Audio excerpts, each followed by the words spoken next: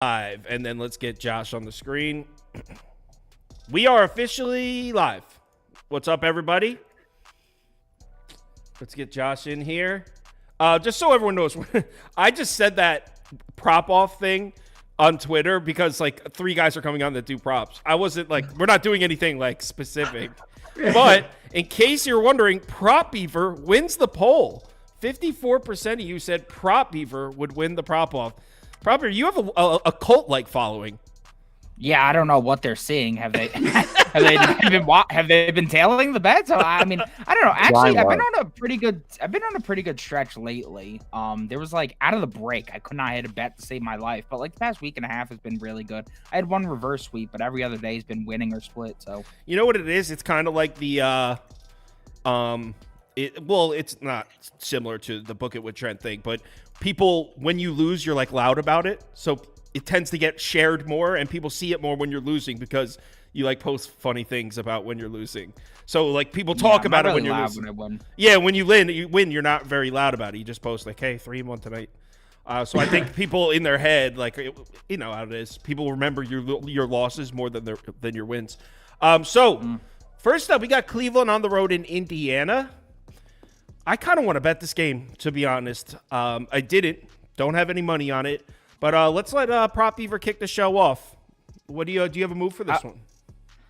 Yeah, I went with Miles Turner over 1.5 3-pointers made. You get that at plus 120 still on DraftKings. Cleveland, surprisingly, has been getting cooked by centers on the perimeter all season. They're allowing the 3rd most 3-pointers made to centers on the season and over the last 30 days.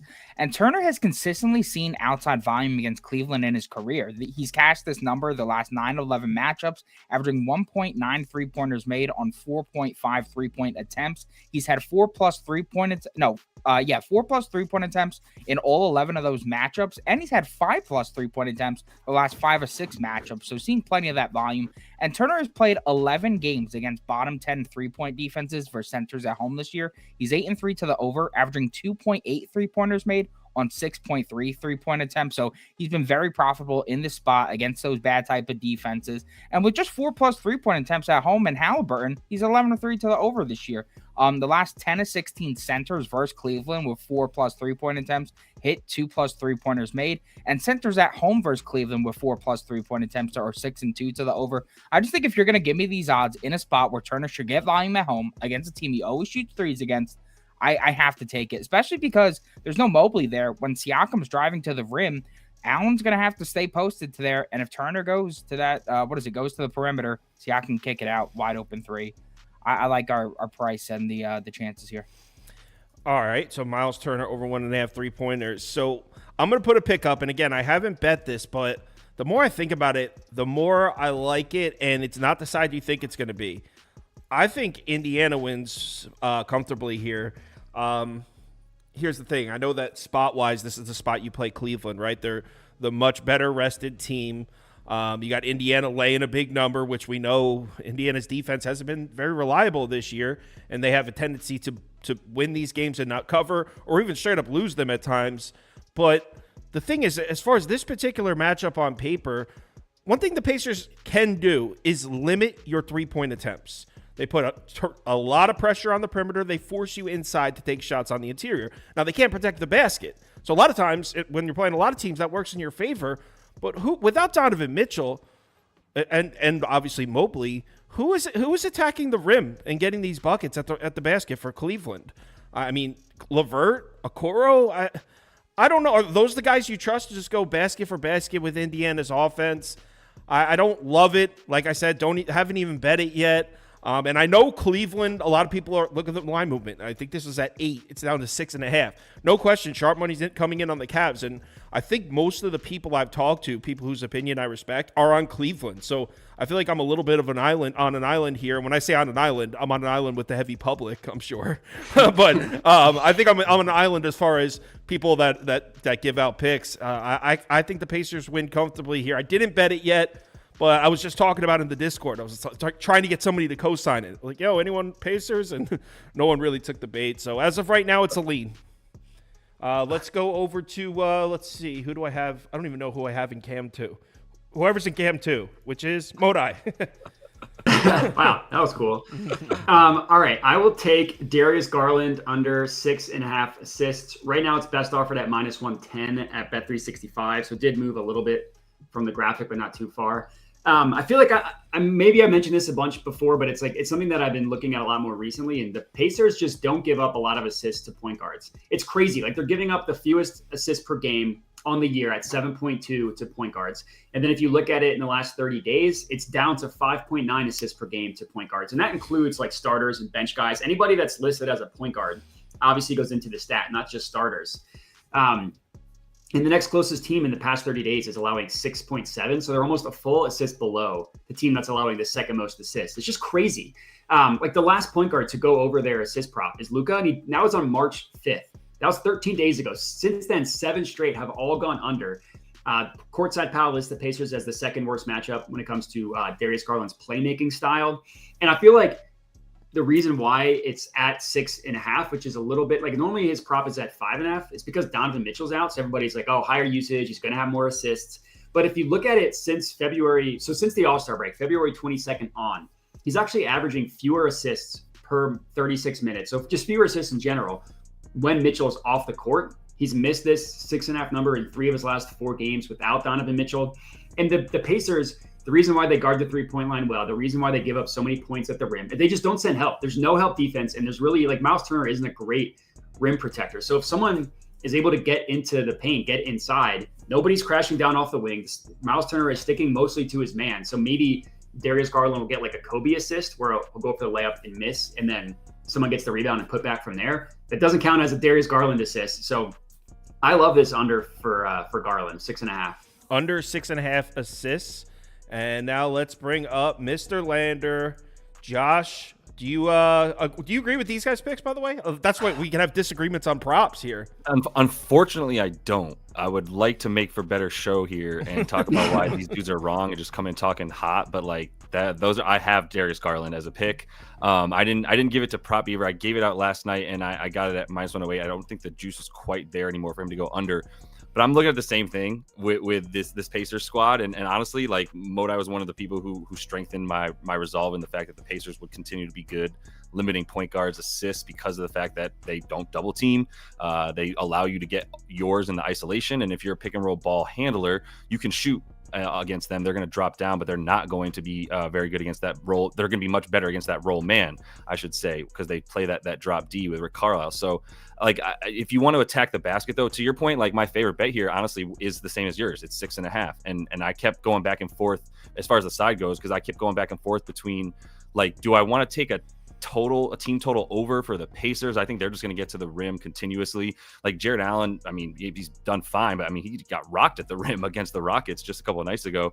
And that's what I continue to look at with him is like, yeah, their defense down low has been really good when they have more than one big man in, and they have no big men in at this point. And Dean Wade is even out, who, I mean, at least you had somebody there rebounding and getting threes for them and stretch big. But yeah, there's nothing that makes me like this Cleveland team, which is probably why they'll do well. Like they randomly did against Phoenix the other night where they almost beat them. But like nothing about everything you said and what Indiana is going to do in this game makes me go, wow. It's either under team total for the Cavs or over team total for the Pacers. So why don't I just take the 6.5? Right. Why not just lay the points? Right. Exactly. Yeah, someone said, Kyle, you should keep track of the props, find out who wins, and give a consolation prize to the winner and a punishment to whoever does the worst. Dude, this isn't a death match. It's like, it's not that serious. But if there's a loser to get paid on here with like some sick gifts, then like I'm with it. Magic Balls, are you putting up the check for it? You want to pay him? Like Losers never allowed to show up on the stream ever again. It's ever. Death from has the to delete their Twitter. Yeah. So 58%, 29%. Community definitely heavily leaning towards Indiana, which would make that line movement a little scary. It's dropped from 8. Next game, Pistons Celtics, and I messed up. So there's a belief in the comments that when I wear the Pistons hat, they win outright or they cover or something, and it was 4-0. I grabbed the Pistons hat thinking, nice, the Pistons don't play tonight because I skipped this game. So I completely had forgotten that they do play tonight because I didn't even look at this game. All the injuries I passed, but now I did it again. I'm wearing a Pistons hat during a Pistons game, which I'm not supposed to do because of the superstitious freaks in the comments out there. So the line is 15.5. I have absolutely nothing. And just for those of you who are wondering just how bad the injury situation is, let's pull it up right here. So for Detroit, no Quentin Grimes, no Thompson. Cunningham, questionable. Fontecchio, questionable. For Boston, it looks like Porzingis is going to play. He's probable. But Jason Tatum, questionable. Jaylen Brown, questionable. Sam Hauser, out. Drew Holiday, out. Al Horford, out. So not only are we dealing with a team laying 15.5 points, we have no idea who's even going to be on the court. So this is a straight pass for me. I guess for the show's sake, if you want me to put a pick on the screen, I will go right here. It's the only way I'd go, but I'm not. No shot I'm doing this. I mean, I would imagine these guys are probably passing. Also, you guys have anything for this? Yeah. Oh, Proppy.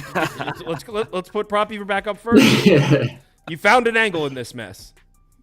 Yeah, I'm going with Detroit and taking the points here. I'm playing it purely on the spot as well. Both teams are on the back to back. It's the number 1 seed Celtics who have a massive game against the number 2 seed Bucks on ESPN on Wednesday. Holiday was already ruled out, and Tatum and Brown were both announced questionable. On top of that, Hauser and Horford are both out in this one. So it seems to me the Celtics are already punting their best chances at a blowout here. The Pistons have been cover machines lately. They've covered the last 20 to 29 games, and they've also had some recent great history at Boston. In their last 15 matchups at TD Garden, Detroit is 10-5 against the spread, and in their last 7 visits, not only are they 5-2 straight up, but they've actually won 3 of those games straight up. Wait. They're 3-4 on the money line straight up in their last 7 trips to Boston. Yeah, so they've been good in this spot. On top of that, the Pistons have been playing great defense lately, and that has been especially been the case on the perimeter where Boston lives. Is there a chance that Cade sits in this one? Yes, absolutely. But I feel like that risk is already priced in here, and if he does go, Cade has been extremely efficient on 0 days rest thus far, so that's great for any Pistons backer. I'm just going to ride with the Pistons here. I was leaning Cade points, but I think overall I'd rather just back the Pistons as a whole. I'm in on the money. Go Pistons. I'm in on the money line. They're bringing it home. 3-4 in their last 7 trips to Boston, straight up, is wild. Mr. Modi, do you have anything? Yeah, I have a dart throw. Cade Cunningham 3+ made 3-pointers. If he doesn't play, gets refunded. No problems there. It's all because of the drop coverage for the Celtics. Their defense is phenomenal. The one area that they give up above average in terms of shots made and everything is just pull up 3-pointers. Porzingis and whoever's playing plays up that pick and roll so high that's normally not a pull up 2-pointer like you see with the Bucks or the Suns or some other teams. And even recently, as teams aren't making that many against them, that's mostly just luck. Like teams are shooting 31.7% against them on pull up 3-pointers in the last 10 games, but they're still allowing the fourth most attempts in that span as well. So teams are just shooting poorly. And I looked it up. It wasn't like their number of 3-pointers they give up are less wide open than before. It's roughly the same wide open percentage. So that's more bad luck than anything. And obviously Cade isn't known as like a huge pull up 3-point guy, but he shoots the most pull up 3-pointers on the Pistons. Last time he played the Celtics, he made 4 3-pointers. Again, I wouldn't put it's plus 210 odds. I wouldn't put a ton on it. I put a half unit. I would even say if you want to be even more safe, put a quarter unit on it. But I do like the angle of just point guard pull up 3-pointers against the Celtics. So Cade Cunningham, if he plays, 3+ 3-pointers at plus 210. Okay. Someone said, no way Prop Beaver has me betting against the best team in the NBA. The man can sell ice to an Eskimo. So it's on if it's on you if he loses his bet, Prop Beaver, you know what that means. Yo. All right. The only thing I got here, dude, is not up yet. But as soon as Peyton Pritchard assists come up, I'm hitting them. This is something I was looking at yesterday with the Wizards also. And I couldn't get a line even when I was doing a live stream with like 30 minutes before that game started. But I made a graphic Pritchard. Oh, what's that? Oh, yeah. No, he has got me. Yeah, because I had it at 4.5. So I that's my projection, and that's even like could be a little bit high because if he does get it, when he actually does get these props come out, then yeah, they're usually at least around 3 and 4.5 because of the fact that the only reason they're giving it to us is because other dudes aren't playing. He's actually gotten the start in some of these situations. Derek White's going to be in, but we know Drew Holiday's out. So in any of these situations, I don't have anything more for you then, other than when there's there's one, maybe two other guards playing in this entire game. Peyton Pritchard gets a ton of time. The blowout possibility I thought was there until everybody came in on the Pistons, and now I don't know what I'm talking about. But Peyton Pritchard, as soon as he gets into the game, I'm taking dimes for him live if I have to. Kyle's dying over there. Dude says Derek White got his dome shined last night. It's 52%, 30% in favor of Detroit, so the community's heavily leaning towards taking the points. So Pistons plus 15.5 will have a shot to make it to the community parlay today. Let's move on to the next game. People are sick, man. All right, I got Josh up first for this one. I'm very curious to see where you guys land on this one. I am on the Heat, and I got it at 3.5. So I'm on Miami. I'm holding 2 points of value here as far as closing line value. That being said, I don't feel that comfortable. I couldn't find. I was looking because obviously when I first looked at it, like you look at the line when I was writing notes for this game, is at 3.5, and I was like, I got to find some angles for Philly here because when I looked at it, it's like, well, obviously Miami. I would have probably had this one at Miami -1. I couldn't really find anything. I mean, Philadelphia has defended the mid-range shot well, so I guess there's something. But in reality, I really couldn't find many angles to get the Philly here. And the reason you might be listening to that thinking like, oh, that's a positive, right? No, that's a negative. That means I'm not seeing the board clearly here. You should be able to make a case for the other side so you understand both sides, like both arguments on both sides when you make your bet. I don't really understand the Philly side, which means I'm not seeing it clearly. I'm on Miami, and I think I'm on the right side here. They're 9-2 against the spread in their last 11 on the road, so maybe getting away from South Beach was exactly what this Heat team needed. I mean, as we know, Philadelphia's had their problems without Joel Embiid. They're just 2-11 against the spread in their last 13 at home, which is crazy because for the last couple of years, Philly at home has been money to bet on, but then Embiid goes down, and all of a sudden, Philly just cannot cover the number at home. I don't know. I don't. The line movement is weird too. It's moving towards the Heat, which is like, did the odds makers just mess up with this line when they opened it up at 4? Were they just way off? Which doesn't make a ton of sense. So I'm holding Miami plus 3.5. It has value. I think I'm on the right side, but I'm not nearly as confident as you think I would be here. Well, I think part of their confusion is like what's going on with Jimmy. But yeah, I think he's still questionable, right? Yeah, so that's a big. Yeah, but like even without Butler, I would still take Miami to pick them against Philly. Yeah, that's what I. Agreed. Agree with all that. I have nothing to add there. The only thing I looked at for props in this one, and I didn't take a side on this one at all, but I did hit Buddy Hield over 2.5 threes and over what I thought might be 10.5 points. It just opened, like it just materialized right here for us up with Buddy Hield. But I get even money for him to get the over 2.5 threes, so I literally am hitting that with a unit probably here right now. And then the points 11.5, I'm still good to take. I put a half a unit on the points because I got those at -105 on FanDuel. So it's a little bit of a hedge against like his ability to still score if he doesn't hit those threes.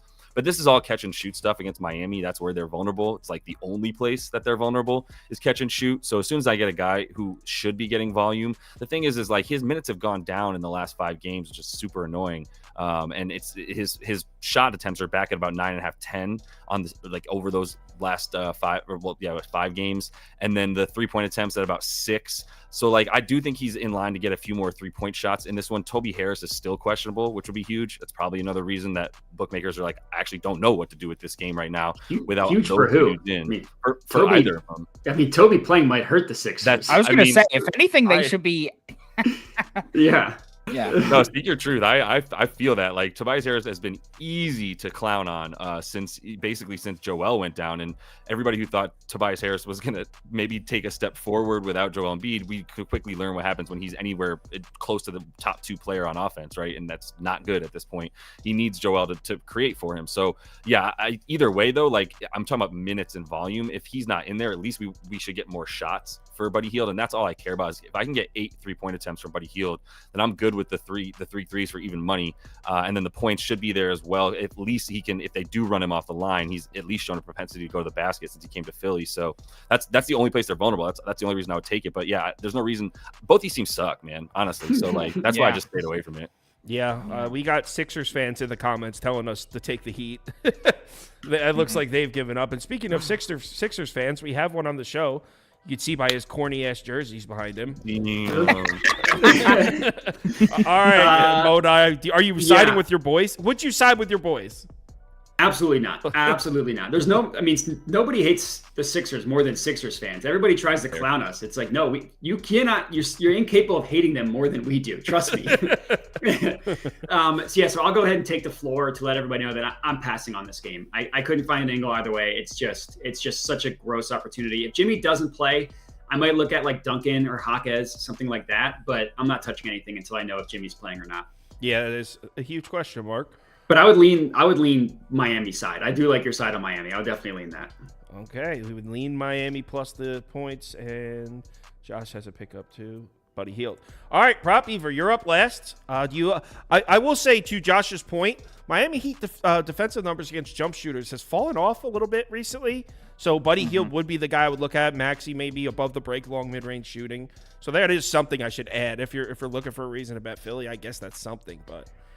What would you do? Yeah, I actually like what Josh was saying about Hield. The only thing, though, as he also mentioned, though, is the decreasing minutes, the volumes kind of looking shaky these days. I don't know. So this game is just kind of gross. I do agree with him, though. The matchup is great, and I have noticed that forwards who could shoot the three ball, they just continue to go off against Miami right now while they just trap the shit out of those star point guards. I would lean probably a Maxey under, Hield over. But if I had to give out a pick for this game, I'd probably just take the Miami plus 1.5. It's suspect, it's weird, it's gross. But like the Heat are just covering the number at an ungodly rate on the road recently. I think they're like 10-2 against the spread their last 12 road games. Sixers can't cover a number at home to save their lives, whether they're dogs, whether they're favorites, doesn't even matter. On top of that, the Heat have just owned the 76ers against the spread recently, whether it's at Philly, whether it's at Miami. It's just yeah, I have to go with the Heat. It's by the way, the details on that: 6-1 against the spread and straight up in their last 7 games against the Sixers. So Miami owns Philadelphia, or at least has in recent years. Yeah, or actually 6-1. That would be just 2 years, I think. Right? They probably play 4 times a year, 3 times a year. Yeah, I believe so. So the last 2 years, Miami 6-1 and straight up and against the spread against Philly.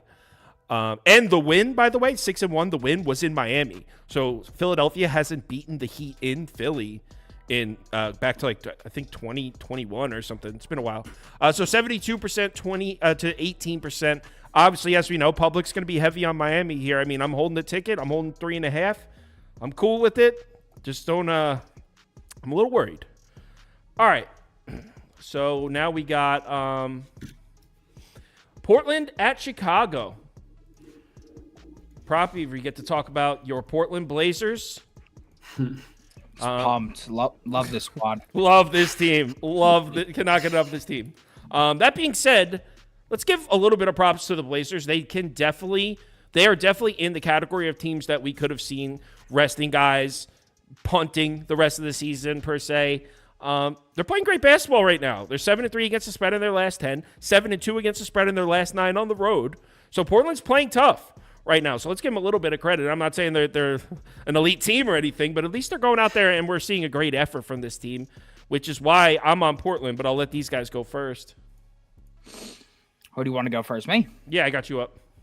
All right. We're climbing the ladder, people. I posted it last night, so the 5.5 isn't there. The first leg of the ladder is gone now, but we have 2 legs left. I'm going with over 6.5 assists for Simons at plus 130. For a half a unit, and over 7.5 assists for Simons at plus 240. Going with 0.25 units on that one. There's just a very strong trend going on right now with point guards against Chicago. Pretty much everybody's flying under their points totals with decreased volume and efficiency, but they're flying over their assist totals with increased conversion rates. We just saw Poole with 13 points and 8 assists, Bones Highland with 17 points and 11 assists, Halliburton with 17 and 14, Luka with 27 and 14. Harden with 14 and 10, Fox with 20 and 10, Lillard with 16 and 7. And opposing players recorded 7+ assists for Chicago in 9 straight, with the majority of these people hitting double digits. And Simons has been a demon on the road. He's gone over 6.5 his last 6 of 7 games, and over 7.5 his last 5 of 7 games on the road, averaging 8.6 assists per game. With Sharp and Brogdon out and Scoot in, Simons is over 6.5 his last 6 of 8, and over 7.5 his last 5 of 8. As well as over 7.5 his last 4 of 8. On the road in those spots, he's completed the latter all 3 times, averaging 9 assists per game. And what really stood out to me is the fact that Simon's point total is at 22.5. He has smoked that line his last 7 to 8 games. So the books are kind of telling me right now he's going to go under his points total. And if that's going to be the case, well, then he probably should follow suit with all the rest of the guys who are going over that assist over.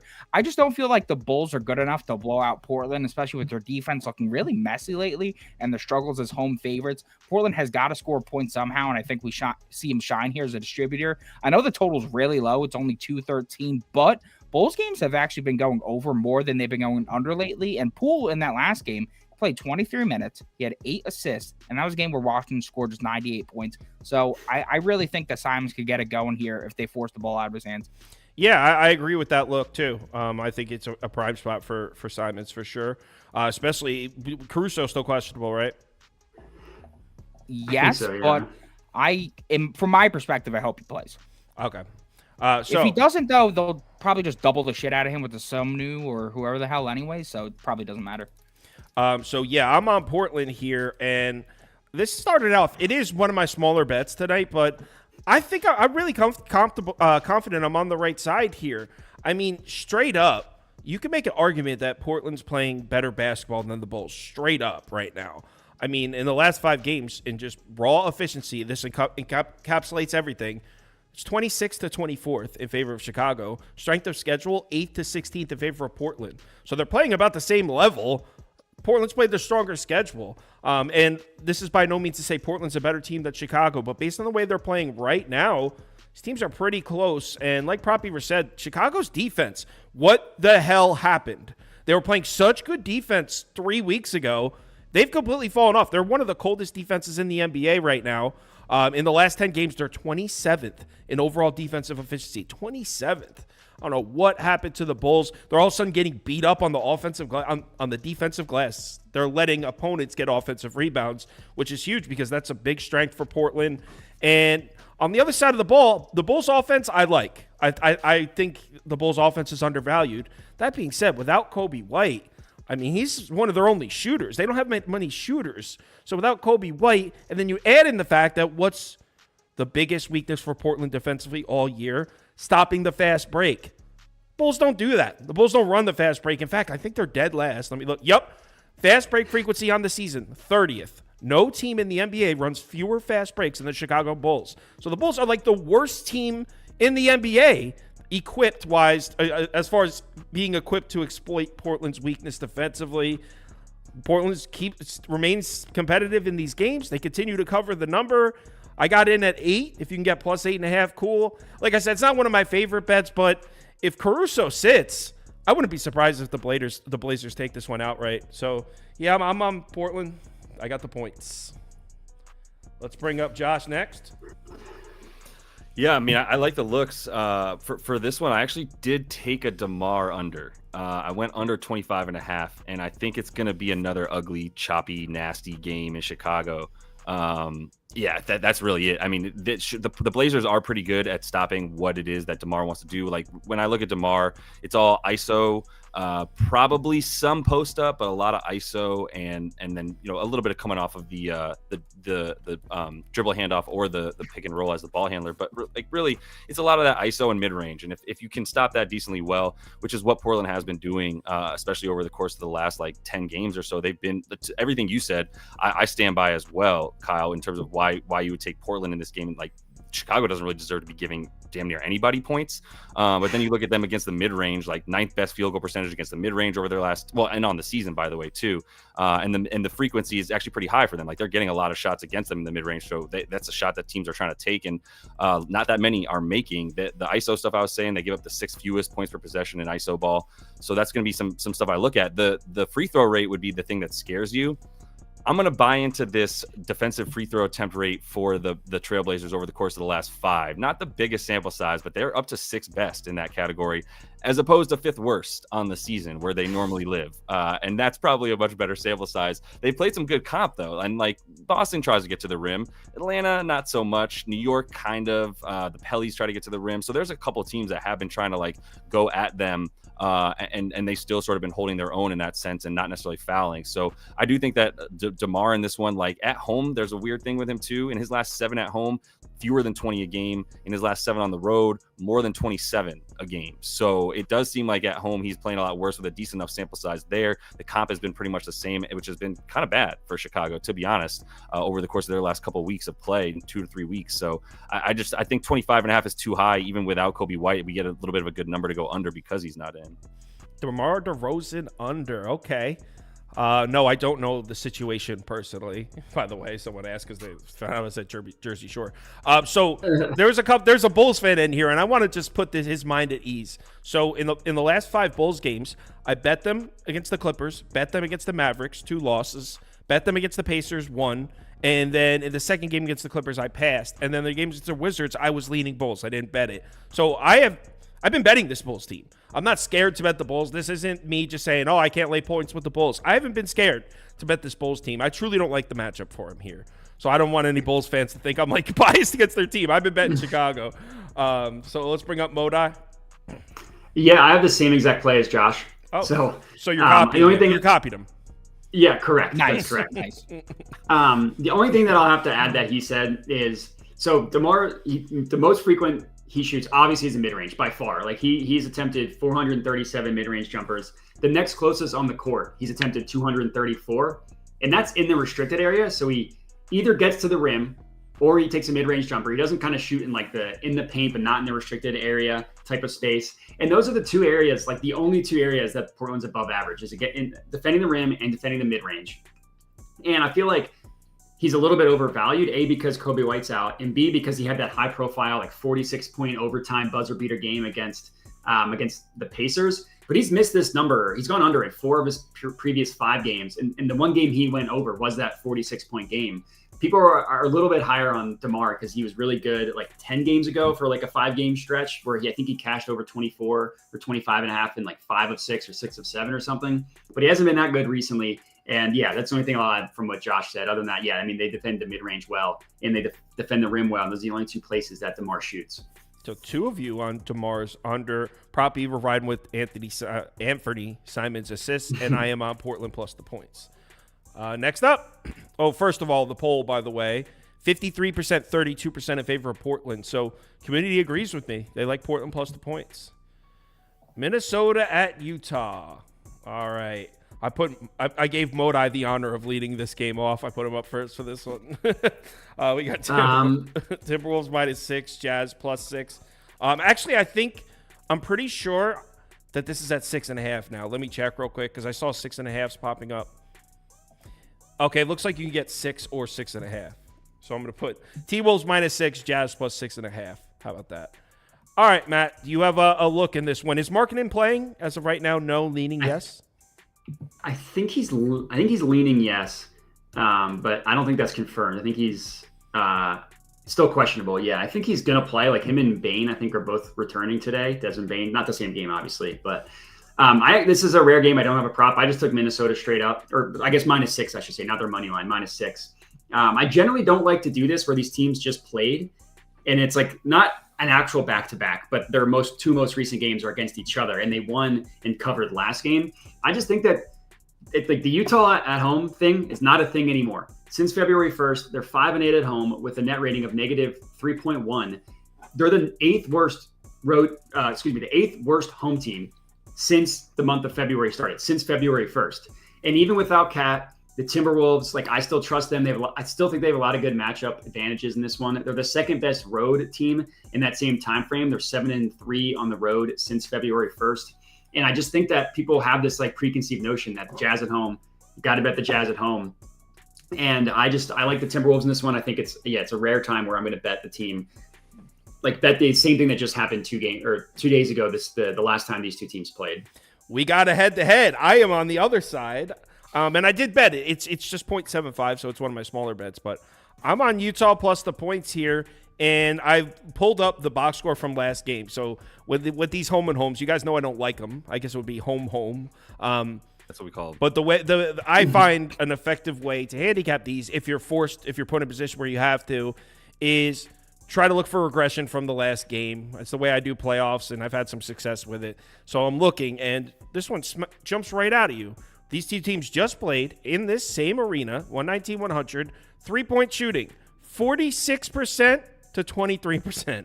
Minnesota might be one of the worst three-point shooting teams in the NBA. They shot 19 of 41 from three.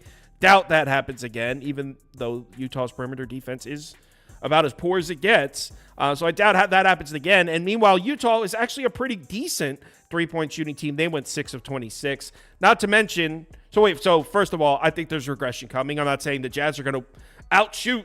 I'm not going to say the Jazz are going to shoot 50% from three, but we should see some regression both ways there. Three-point shooting battle should be about even. And, I mean, if the three-point shooting battle was even in this last game, we're looking at a 5-point game. But also, Minnesota's got the Nuggets on deck in Denver, and they just beat this team. How motivated are they to come out and beat them again when they got the big game against Denver? I think it's on TNT. It is on Minnesota-Denver. NBA TV. I'm sorry. But is the game of the night, and that's tomorrow. So that's they have Denver in Denver. They're back home in Minnesota. So after this game, they fly back home to Minnesota to play the Nuggets. That's tomorrow night. So yeah, it's a bad spot for Minnesota. I'm on the other side. Give me Utah. Prop Beaver? Yeah, I planned on saying I hate this game. I'm not betting it. Nothing. But I actually really like what you said. So I'm gonna ride. Yeah, I'm with good you, at this, and I'll take the points of the Jazz. Thank you, brother. All right, Utah up. And Mark, I'm good at this. Yeah, good. Yeah, I'm good at this. Josh? Yeah, so is that total still at 223? I was seeing if they're still hanging around because that's what I hit. Let's look was right over now. 223 and a half in this game. But 223 and a half. I'm seeing 223 and a half. Yeah, okay, cool. I thought it might have only been at 224 now. But yeah, 223 and a half. I took the over on that. Still available. I tried to do it last time. The thing, you're 100% right, Matt, that like Utah's not good at home, but they do score a lot and they do give up a lot. And if Rudy doesn't play in this game, then this is the bet. Like if Rudy doesn't play in this game, this should be like, to me, like 227 and a half, 228. And then it's just ripe for an over. But if he doesn't, I still think 223 and a half is like right at it, and it's pretty fair. And I think there's a likelihood that he doesn't play. Who do you need the most in that game tomorrow? Like, obviously you need him if you're serious about winning against Denver. So like, they're going to have to bring that third game in 4 nights. I don't know why you play him. Right. So, yeah, that's where I'm at with this one. Is just the over. Like Utah at home, yes, they've lost a ton, but they're still putting up about $1.19 since February started as well. Might be down like 118 after they scored 100 the last night or 2 nights or whatever it is now against Minnesota. But I think the over still is there. Like they're not going to stop anybody. They've shown that. Lauri Markkanen is kind of pissing people off. There's even more discord in that locker room. Apparently he could have played on Saturday night, chose not to. That upset some people. That was a story that came out this morning. He's slated to play right now. Not sure if that's going to happen or not, but it seems like he should play. If he does, I don't even know what that means for them necessarily. I don't know that they're going to necessarily be going to him. Like they've been scoring points at home without him over the course of their last 5. So I think they're ripe to do that. And Minnesota will be able to score on them too. Like if Rudy's out, they're still putting up at least 115 in my opinion. So I think this one should go closer to 230 than it is to 220. So, wow, we all are on sides or totals here. No props from the prop gang. And it looks like Modi is truly on his own little Minnesota island because not only me and Prop Beaver leaning Utah. Well, actually, I'm not leaning. I'm on Utah. I bet it. But the community is leaning towards Utah as well. 52%, 40%. So community's a lot of dogs going to be in this community parlay, by the way. Community's leaning towards... Don't bark on the show again, please, Prop Beaver. Don't ever do that again. No bark. That was, the softest dog. Sounding bark I've ever heard. At least make it a little more. Yeah, I heard it. I was like, did I just hear bark in my headphone? I don't want to let the full one out. You don't have that. You don't have that dog in you. Yeah, you have that dog in you. All right, so Josh, I got you up first for Knicks at Warriors. Obviously, I'm sure everyone has heard by now. OG Anunoby ruled out for this game. Line is now up to 6.5. And you know what? I'll be very brief because I didn't bet this game. And if you just go based on production from these two teams in, let's say, the last 10 games, no question that Knicks are the play here, even without Anunoby. They've been playing much better basketball than Golden State. They played a stronger schedule, and they have better numbers. So how do you not take the Knicks on the road in an arena where they're 3-1 in their last 4 trips here? The Knicks have been winning on the road in Golden State. They've been beating the Warriors outright. That being said, I don't know if Steph coming back means we're going to start to see the Warriors play with a new energy. And as good as the Knicks defense has been, and they've probably been maybe the best defense in the NBA over the last 10 games, they don't have the best numbers against the three-point shot recently. So, and then OG Anunoby, his length is a big reason of why the Knicks have such good numbers against the three-point shot. So take him away. I don't know.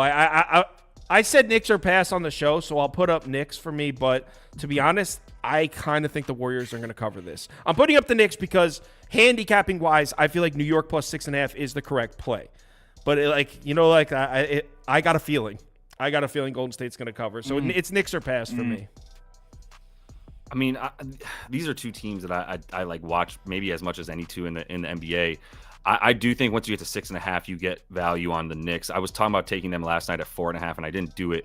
And the 6.5 is good though to me. But my bet, the couple player props that I have in this game, and just to talk about the game flow, like my thing is I'm a little bit weary of Golden State being like back or making a run or whatever. Like when we have seen them make runs this season, they played some pretty bad comp.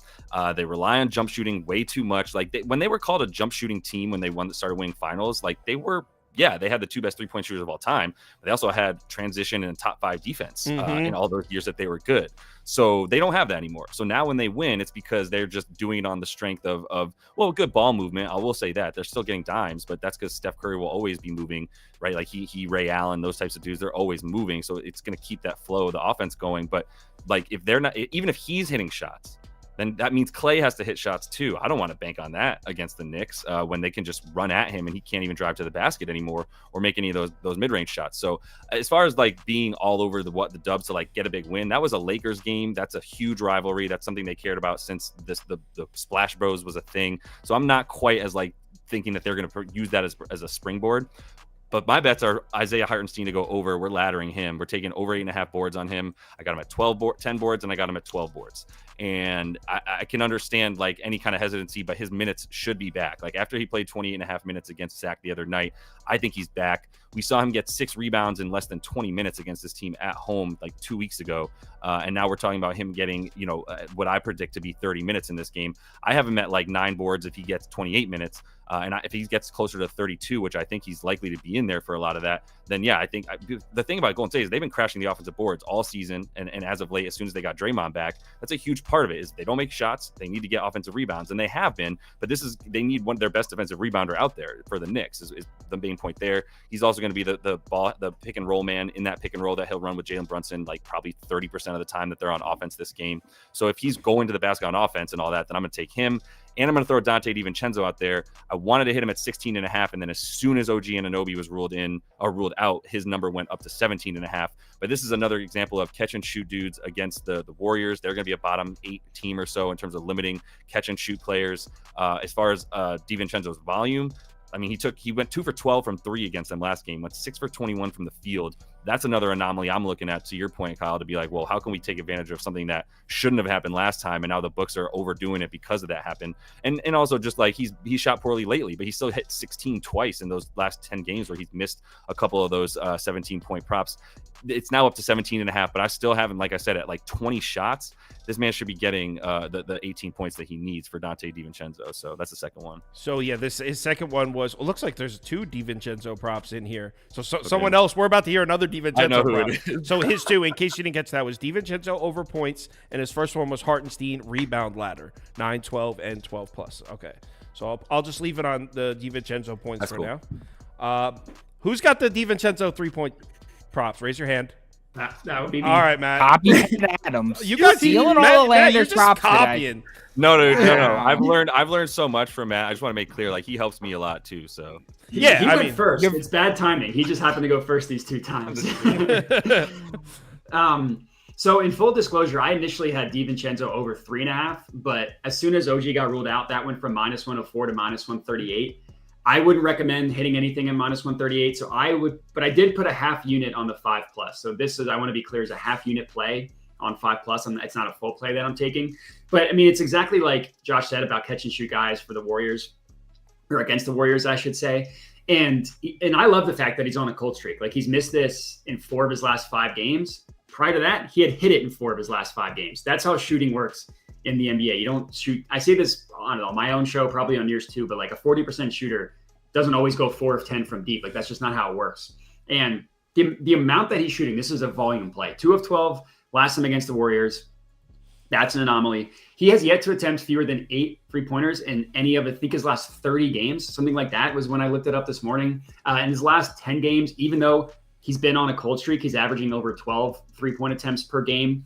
He's attempting 9.7 catch and shoot opportunity, 3-point opportunities in the last 10 games. So this is including his cold streak, 9.7. The next closest guy is at, I think, 7.6 or 7.5. I think I fat fingered it. I think it's 7.5.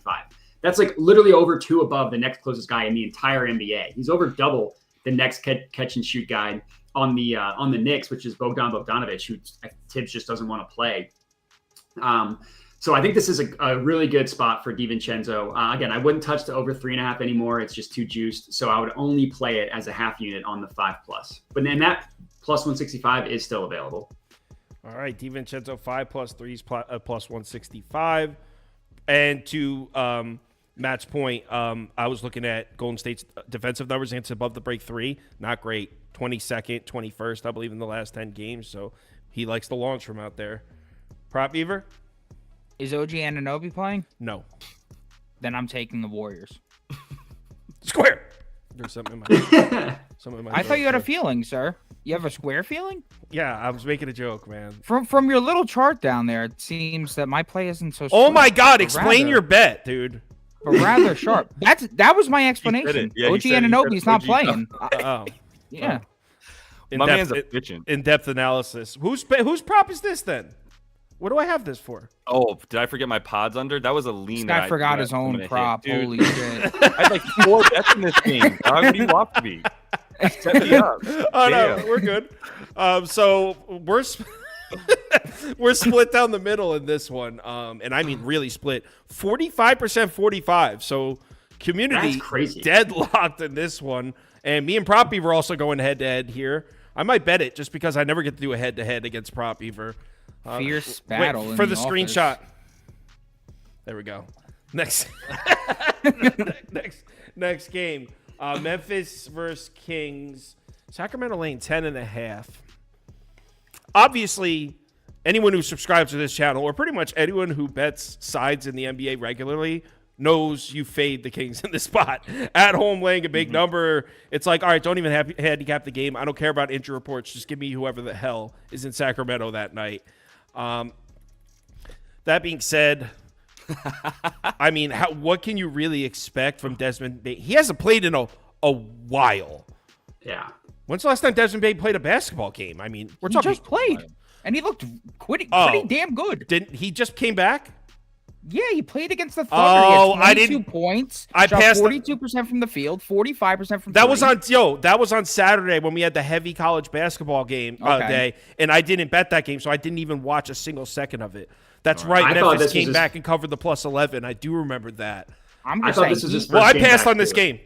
I passed on the last Memphis game and passed on this one. So that just tells you why I haven't really looked at much Memphis recently. Yeah, he transitioned seamlessly back. Just want to go ahead and put that out. So take the 10.5 then. No, but something I do just want to read here. Kings 11-point favorites hosting Grizzlies tonight. Kings are 0-8 against the spread since 22 as home favorites at 10+ points with less than 8 days rest. As you were saying, not a great spot for them. Who I'm going with in this spot, and I feel like I caught the books lacking. I'm going with Keegan Murray over. I feel bad for Matt. I'm going with Keegan Murray over 14.5 points here. I feel like we're catching the book showing their hands. His 3-point made line is at 2.5. He's gone under 1.5, not 2.5, 1.5 3-point made his last 6 to 7 games, averaging 1.4, and his last 15 to 22 games, averaging 1.7. So what would you think his odds to hit 2+ 3-pointers maybe be? I don't know, probably minus 140. It's minus 310 on FanDuel with 2+ 3-pointers made this season. He's 22-9 to the over, averaging 19.3 points per game, and 14-4 at home, averaging 21 points per game. On top of that, he was under both matchups versus Memphis this season, averaging 7.5, and his last 5 or 6 games this season, averaging 10.7. So why would they raise the line last game from 13.5 to 14.5 this game and price the 3-pointers made like that? It makes no sense to me. He may be under in those recent games, but he's shooting a heinous 35.7%. That can't hold forever. And we've seen an increase in his volume his last 3 games with 11+ field goal attempts in each. With 10+ field goal attempts, he's 16-8 at home, averaging 19.3. And while he may be under both versus Memphis this season, both of those were at Memphis. Murray is much better at home, and his last 2 home matchups against them, he recorded an 18 and 20 points with 3 and 5 3-pointers made. We've recently seen power forwards have a lot of success scoring on Memphis. J-Dub just had 23. Miles Bridges had 27. Grant Williams had 18. Kuzma had 24. Cam Johnson had 18. Their main strength defensively is protecting the rim, but only 22% of Murray's shots go there. Their main weakness is above the break. That's Murray's main shot zone. So I'm going to play a chart here. I'm going to ride with Murray to wake up in a sneaky bounce back spot. Not going to lie, that was kind of convincing. And I had 14.5 points. Mr. Modai has over 2.5 3-pointers made. Oh, you were talking about his 3-point shooting. Well, I used his 3-point made line in correlation to the points line. Oh, well, as somebody who's just clicking the things here, that's tough to keep track of. So Modai, I guess. Damn, everyone I keep going Modai second after someone that has the same. I know. I appreciate someone in the comments said they watched my YouTube video this morning where I gave all these out. I appreciate that. So that way they know that I'm not so people know he's not just stealing people's. Check Modai's mom, though. Hold on. Let's check on that. Just ignore that it was from Jedi Mom. Yeah. Yeah, I think so. I mean, Prop Beaver said a lot about like the spot, about why I like Keegan Murray. He's under in 6 of his last 7. The one game he went over, he made 5. 3 games prior to this 7-game stretch, he made a combined 12. So he's just it's another perfect example. They're like back to back about what 3-point shooting's like for guys that are just only 3-point guys. And then the matchup against the Grizzlies is phenomenal. They cannot guard the 3-point line. I like props.cash will list how a defense guards a prop and a position. They list the Grizzlies as the best matchup for point guard 3-point props, for power forward 3-point props, which is obviously Keegan Murray, and the second best matchup for small forward 3-point props. That's literally 60% of the positions on the court. They can't guard the 3-point line. They allow the 4th highest frequency of shots come from catch and shoot 3-pointers specifically, and they allow the 3rd highest frequency of 3-point attempts to be considered wide open. That's NBA.com defines wide open as 6 feet of space. This is all in the last 10 games. So not even looking at the season-long stats, which is still very favorable for 3-point props.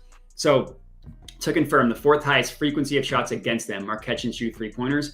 And they allow the 3rd highest frequency of 3-point shots to be considered wide open. Even with the cold streak for Keegan Murray, he still leads the Kings both in catch and shoot attempts and made shots as well. A full shot and a half above the next closest guy, which is Harrison Barnes. So yeah, I mean, I think it's an excellent spot for Keegan Murray 3-pointers. I love to find these like fade recent results type of plays, and this one just fit in perfectly. You guys also both the like line Keegan Murray. stinks, and I love it. I love this line. It stinks like shit. The books are begging us to take the under. That's why he pops off tonight. Someone said Modai speaking so confidently, I almost believe him. That's Almost. That's Wow. Brutal. Jesus. That's his goal. Wow, I can't believe Jedi Mom commented that. It's crazy. Yo, the one guy responded and he goes, "I'm not his mom." Thanks for the clarification, dude. Like, yeah, dude, we know. We were joking. Yeah, sir. No, I think my mom does comment on my videos sometimes. Though, so. That's why I even. I would assume her name's not Benny, though. But that's correct. That's a good guess. That's named Betty. And honestly, she's hilarious because whenever he picks against anybody Philly, she's like, "Nah, this dude doesn't know what he's talking about." Yeah, exactly. Amazing. She gets mad at me. She's an objective Philly fan.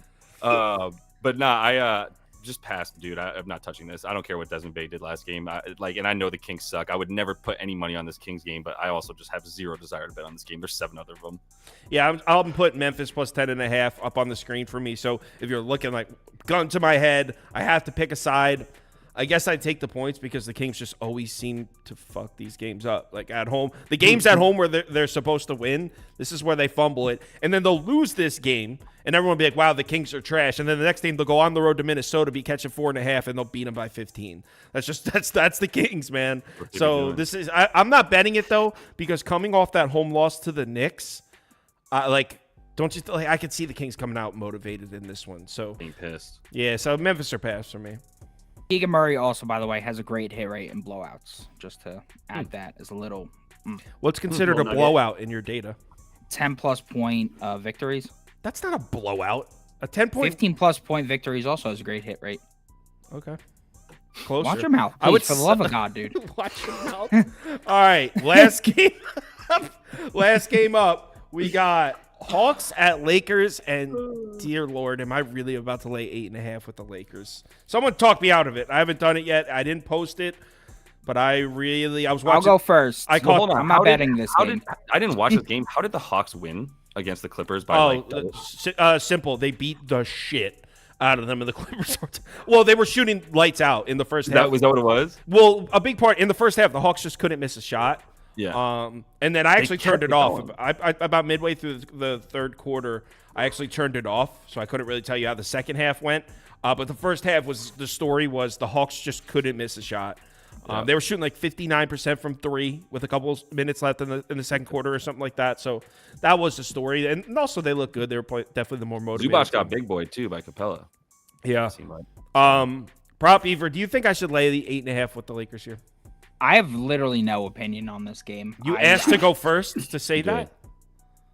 No, I asked to go first just to say I'm not going. I wanted to get that out of the way. I don't have opinion on this game. You want opinion? Hey, let me go first. You ask them. Guys, I'm passing. Yo, what? Freaking weirdo. All right. I have bad news. I'm also passing. Let me go second. I'd love to go second to tell you guys that I'm also passing on this game. All right, Josh, you're going last, and are you the only one that has a bet here, or are you passing as well? I sure don't have a bet for this game. All right, it's up to me. Oh, no, you know what? I will say this. Bogdanovich. It's now up to 16.5 points. I think which one's this? Boyan, I think? Or this one's Bogdan. No, it's Bogdan. Bogdan. Not related, by the way. Don't make that mistake and look like an idiot like I did related. like 3 months ago. They're not even from the same I country. feel like everybody has learned that the hard way, has mistakenly thought they were brothers.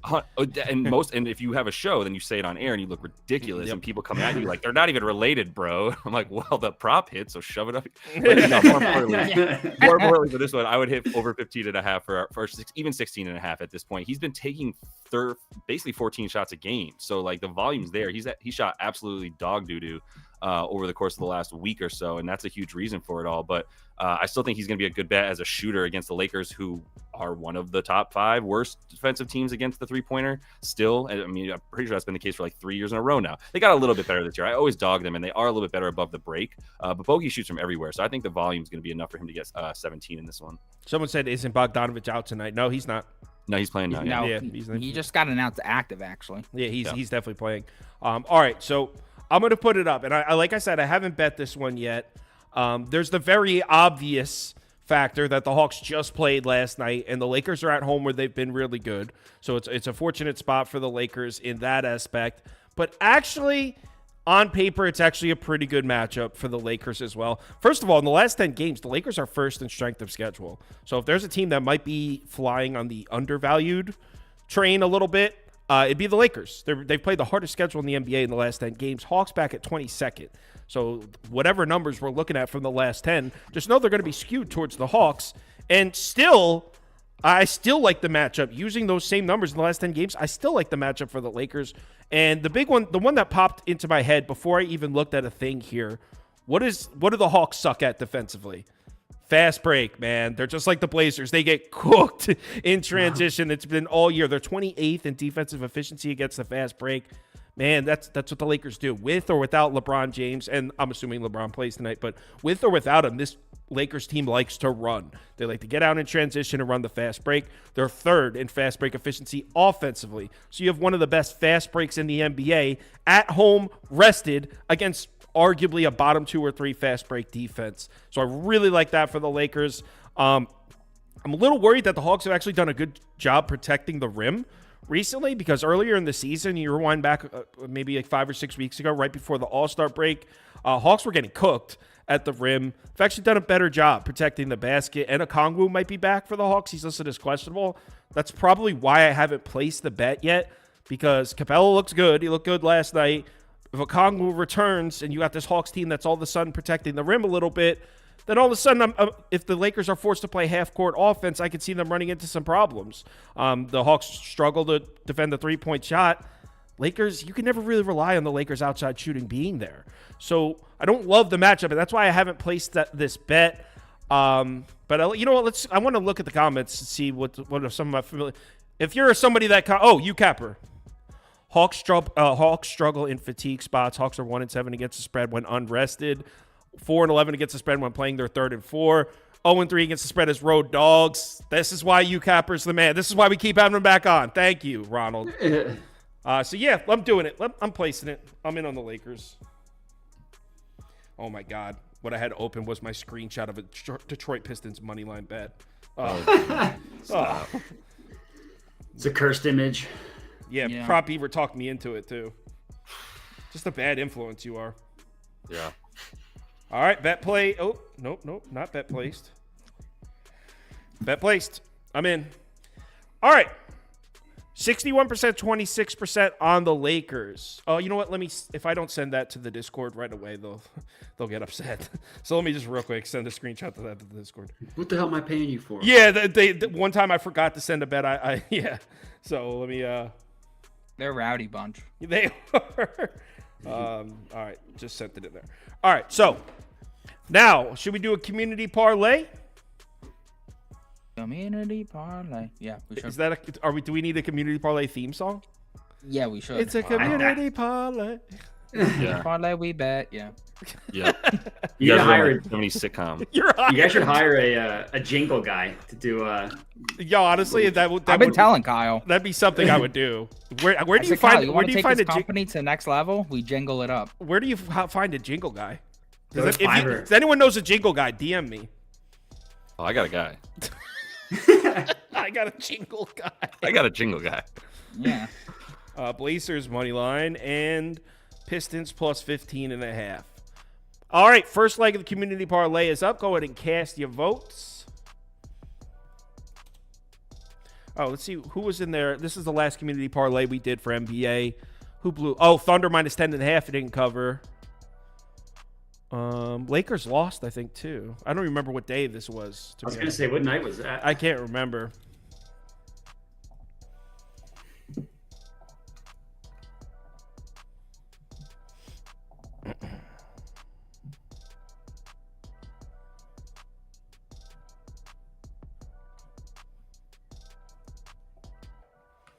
All right, so it looks like Pacers and Heat. It's going to be between. Someone said, Sauce, are you from New York? Do I really sound? Can you tell where I'm from? Because I don't feel like I have an accent, but I wonder if people can guess that. I'm from Jersey. You're a Knicks fan. Yeah, but I mean, I feel like Knicks are one of those teams that they have fans everywhere. A pretty big market. Yeah, that's true. Somebody in the one of the comments on my video was like, "Why do you like the Knicks if you live out west?" And I was like, and someone else commented, "He's from New Jersey," and I was like, "I'm from Brooklyn. Why? Why do I feel insulted right now?" Yeah. And also, but I mean, I don't think it'd be weird if you're like a Knicks fan that grew up in Oklahoma or something, because the Knicks are a big market. That's fair. Like you weren't a huge Nets fan growing up. I actually was a Nets fan growing up. Were you? Yeah, I bailed when they got rid of Richard Jefferson, and I jumped on the Knicks because they had Stephon Marbury, I think. Okay. And the Knicks were terrible when I switched, by the way. So they still are terrible. Marbury, so sure. You came right when the next 20 years sucked worse than. Oh, I know. I switched over for the worst period. All right. So Jazz money line. Knicks money line, I guess. What'd they vote for? No, they voted for Warriors.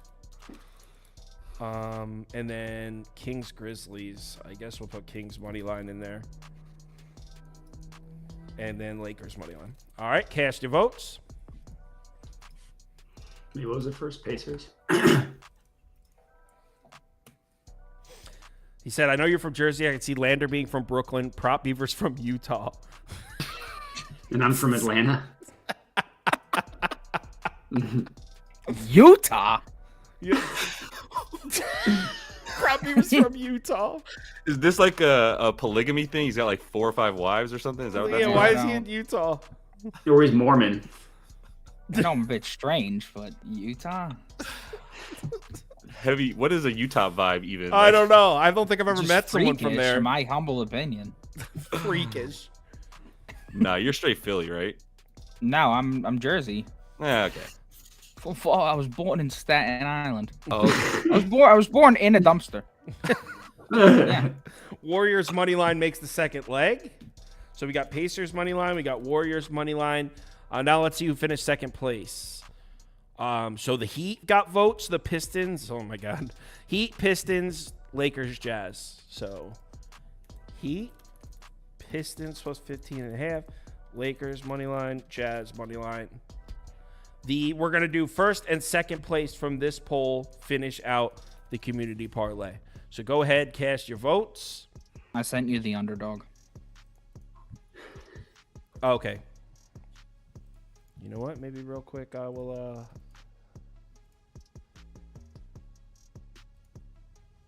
pull that underdog up on screen. So, you know what? Let's get Prop Beaver up to go through his underdog while you're voting for that last leg.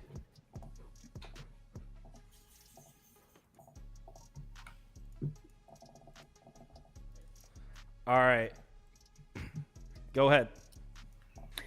Yeah, so the first 2 legs are, the first leg is mine. The Anthony Simons over assist. The fact that you're getting at 6 is great too for a little bit of the push factor. Keegan Murray over the points. Over 14.5 points. Me and Modi both agree that he should have a great game today. And then the 2 bottom ones are the 2 props that both Lander and Modi had agreed upon. They both like DeMar DeRozan under the points. They both like Dante DiVincenzo to have a good game against his old team. So that is our underdog for today. If you don't have an underdog fantasy account, it's available in every state highlighted in this map except Florida. So if you're in Florida, my bad.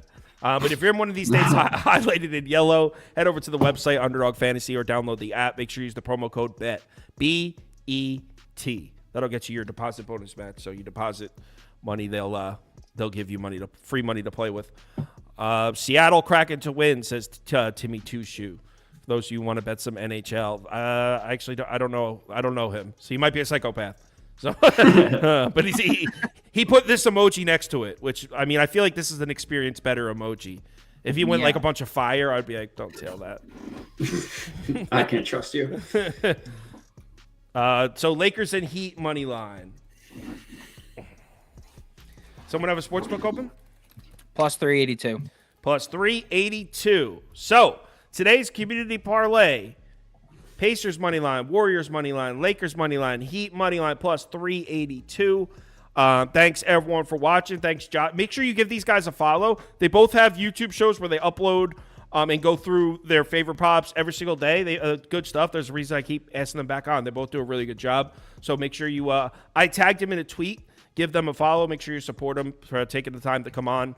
Let's have ourselves a good one. I think I have Ronald, a.k.a. UCapper, coming on tomorrow. He said, and I quote in a DM, maybe. So, wow. So we'll see. We'll see if Ronald. Is he still questionable with illness? I don't know what he's questionable. I think, I don't know what he's questionable. I think he's dealing with a hamstring injury. But yeah, tomorrow. Oh, so tomorrow, 4 p.m. NBA show. 6 p.m. we're doing the college basketball bracket. So me, Toast, Scoop, Andy, we're each going to fill out our brackets live. That's at 6 p.m. So it'll be right before the NBA games start Tuesday night. We'll be live doing our brackets. So that'd be cool if you guys want to check it out. Ronald says he'll be there. All right, so me, Prop Beaver, Ronald will be here tomorrow. Let's have our good night. Remember to bet responsibly. I'll be in the Discord in about 30 minutes if you need me. So message me on there. Later.